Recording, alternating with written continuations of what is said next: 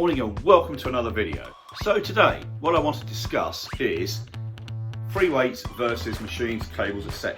Now, as a proper old schooler, the idea of doing something like, pec deck flies or cable crossovers or something like that to develop your chest was just an undone thing. You had to do bench press, overheads, squats, all of those, and not saying those are not important. So there's always been this concept about building a foundation, and I think there is actually some truth in that. However, what I've found over the years, and again this may be down to the idea that I've built some sort of foundation, go back for about 3 years, I had a bit of a shoulder injury, and I couldn't really do overhead pressing, but what I could do was lateral raises, forward raises, etc.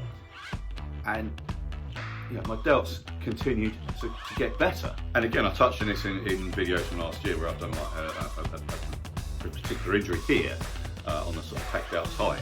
A couple of times I benched. I can't really bench that heavy because it's a bit weaker on that side. Again, I've done things like cable crossovers and all the other sort of movements that I feel like I can do comfortably. And again, I'm not going to get topless in this video, that's for another one. But I'm still seeing progress.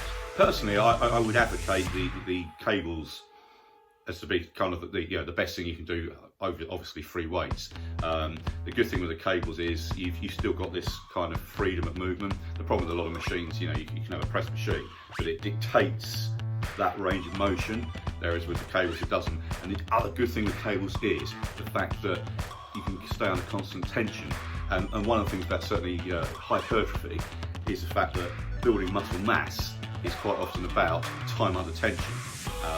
And the thing with the cable is, again, say you were doing cable curls, is that you can actually keep that under constant tension for that period of time that you need to. So also the other thing the cable exercises can do, apart from keeping you under constant time under tension, I found that's been really good for increasing vascularity using methods like occlusion, but that's for another video. And don't get me wrong, if mass, strength, power is your main goal, you really got to stick with the main three, deadlift, squat, bench press. But what I am saying is cables and machines can be just as effective in their own way.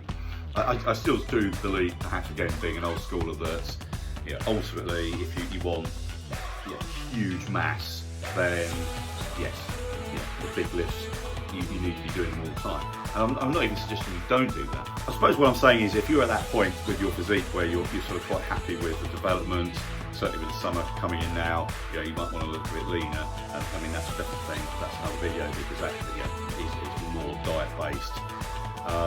But you can refine the physique and change the shape. And I've not actually really changed a lot over the last couple of years in terms of actual mass or weight.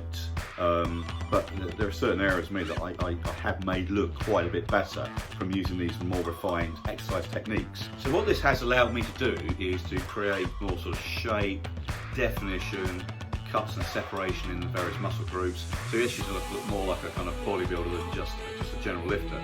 And of course, that's if that's what you want to be. You see my previous video about building, or should I say developing biceps peak, that you can actually do that. I mean, the same goes with triceps. There are ways you can exercise sort of the outer side there, or the inside there, and of course actually developing certainly that thick head at the back there will give you ultimately a bigger arm measurement and trying to actually build your biceps. Okay, I think that's it. Video is finished, and until next time, hasta la vista, baby.